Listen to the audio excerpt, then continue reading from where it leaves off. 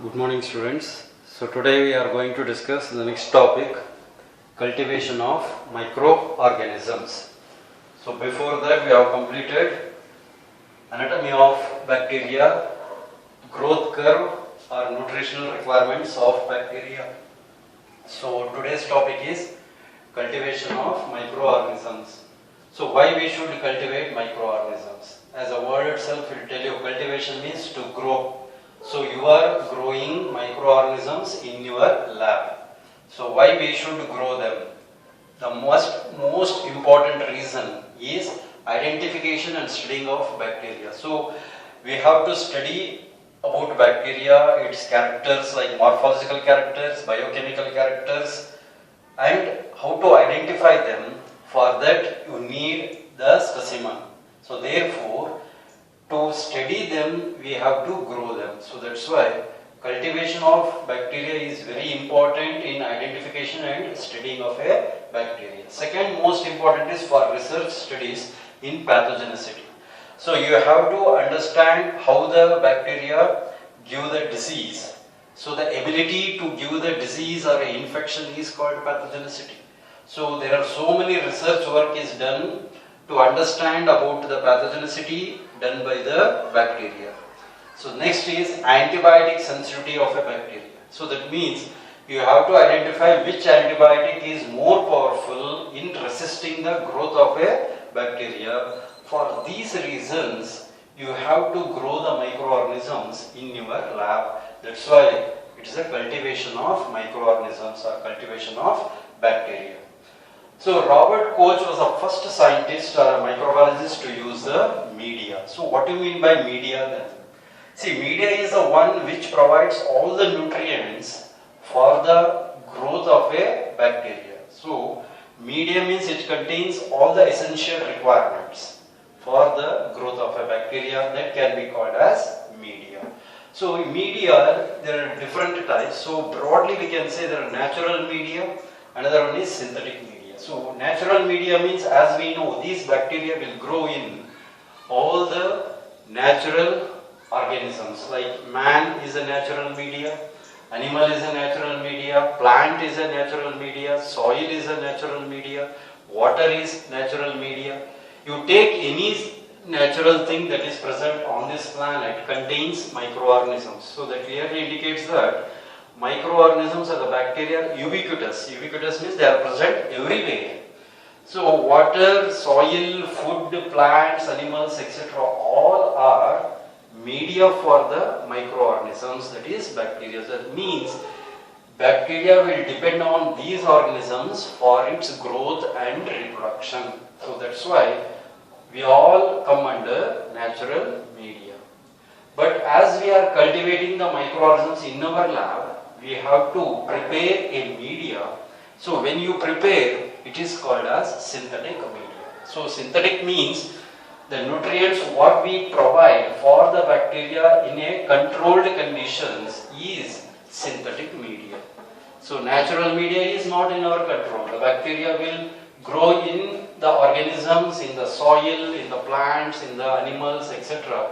So it is not in our control, whereas synthetic media is the one which you have prepared according to the requirements of that particular bacteria. So in this chapter we will discuss different types of media and their composition and how to prepare them. So next we will discuss types of media.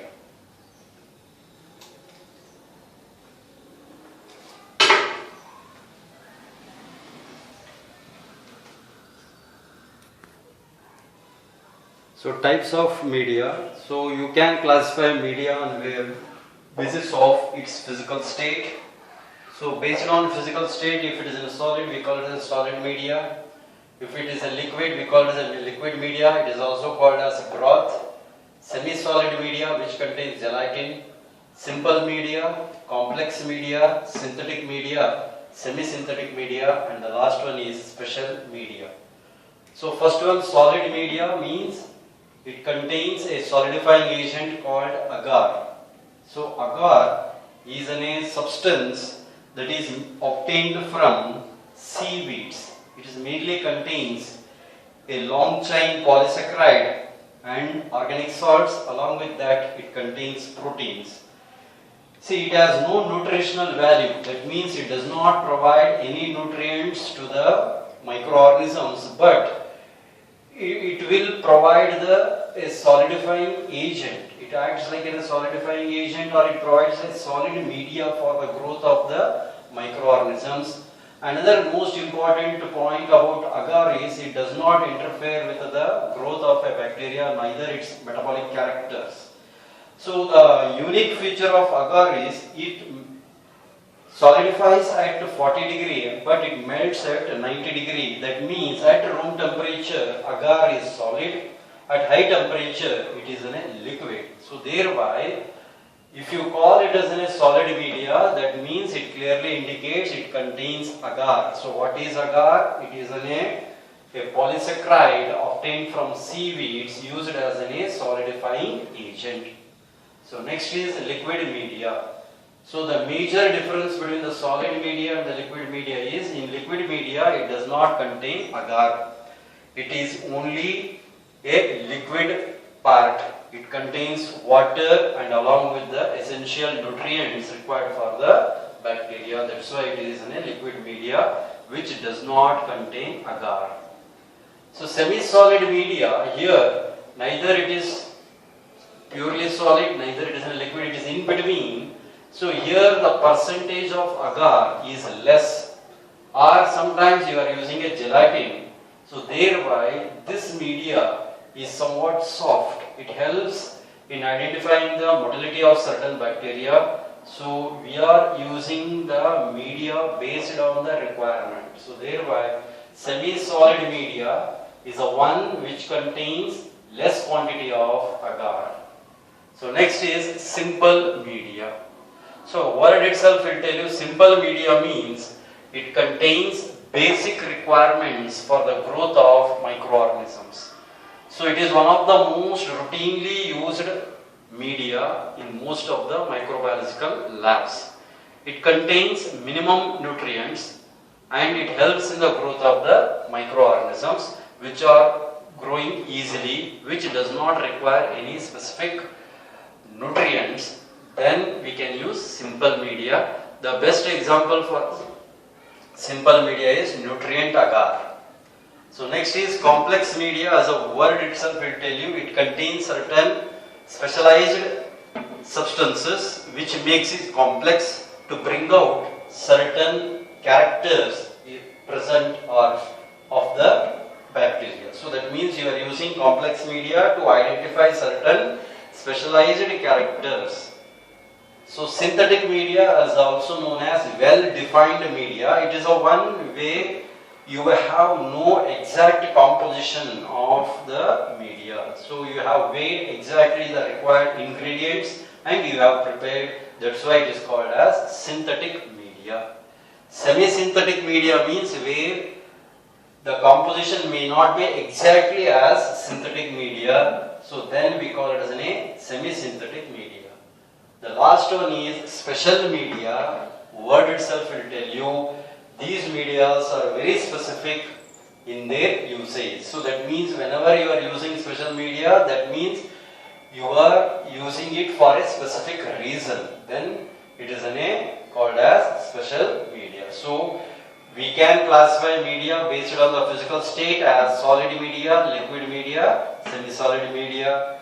You can classify them based on their composition like simple media, complex media, synthetic media and semi-synthetic media. And the most widely used medias are special medias to bring out some specialized characters or to identify certain specific characters of the microorganism, or it may require some special ingredients for its growth. So now we have to discuss in detail about different types of special medias. So before going to the special medias, we will understand what you mean by simple media and what is its composition.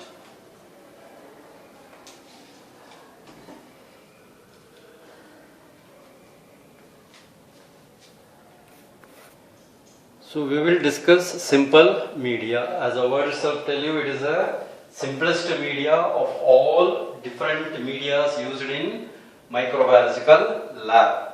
So what is a media? It is a medium which provides the essential nutrients for the growth and development of bacteria. So in that we are discussing simple media which contains very basic requirements. For any bacteria to grow, it needs carbon source, nitrogen source. So two are very important. Apart from these two, it needs certain minerals and then water. So therefore, the simple media will provide these basic requirements in the form of carbon source, hydrogen source and nitrogen source. So here we are providing these things in a peptone which provides nitrogen and carbon, meat extract which provides carbon and hydrogen and nitrogen, minerals we are providing sodium chloride and the water as a medium and we are adjusting the pH 7.5. So only three basic components, peptone, meat extract and sodium chloride. So this itself is sufficient to prepare a simple media. That's why it is called a simplest media of all, because it does not contain any of the long list of ingredients. It contains very minimum ingredients through which you can prepare a media and which supports the growth of the microorganism. But one thing you should remember about simple media is few bacteria will not grow in simple media. So it is a basic medium which you can grow for most of the microorganisms, which does not require any specialized ingredients, which does not require any specialized minerals. So such microorganisms like E. coli, Staphylococci, Streptococci, so many microorganisms are there which can be easily grown in simple media. So most common example for simple media is nutrient agar, nutrient broth and peptone water. So the difference between the nutrient agar and the nutrient broth, I already said you, if you add agar, it is a solidifying agent, then it is called nutrient agar, which is solid media. If I don't add agar, then it becomes a liquid media, it is called as nutrient broth. The composition for both the media is same. The only difference is this contains agar, this does not contain agar. So one more example we are discussing under simple media, that is peptone water. As the name itself will tell you, it contains mainly peptone and water, which is also widely used as a basic media. So in case of nutrient broth, they have been classified into three types based on the meat extract. So if you use meat extract, then it is called as meat extract broth. If you use a meat which has been cooked in a water, then it is called digestive or meat infusion broth. If it is meat is in a liquid state or in a water state, then it is called as digestive broth. So nutrient broth is of three types. If you use meat extract, it is called meat extract broth. If I use meat extract in overcooked in a water, then it is called digestive broth, infusion broth. Then if I use the same meat, if it is digested with the help of a proteolytic enzymes, then it is called as digestive broth. Basically we are using meat extract in all the three. The only difference is what is the state of the meat in the broth. So that's why all are basically same, but you are using for a different purposes in the cultivation of microorganisms.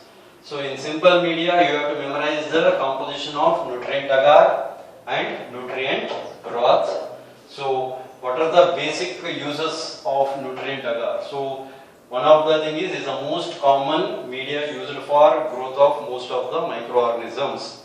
It is we are using nutrient broth to study whether it is aerobic, anaerobic or facultative.